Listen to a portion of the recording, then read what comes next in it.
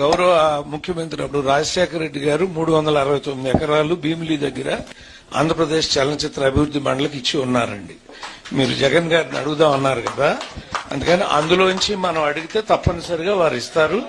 అక్కడ కూడా మనం డెవలప్ చేయడానికి అవకాశం ఉంటుంది.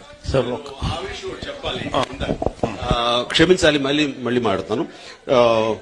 కేసీఆర్ గారితో నేను మాట్లాడినప్పుడు ఆయన నాకు ఇచ్చే భరోసా, మీరందరూ కూడబలుక్కుని ఏం కావాలని అడిగితే మేము ఇస్తామన్నారు.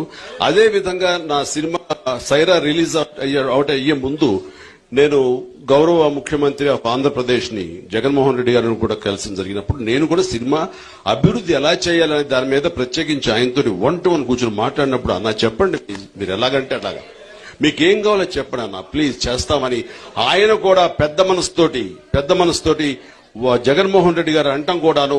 ఇది సినిమా పరిశ్రమకి, తెలుగు సినిమా పరిశ్రమకి ఇది ఒక శుభ సూచకం.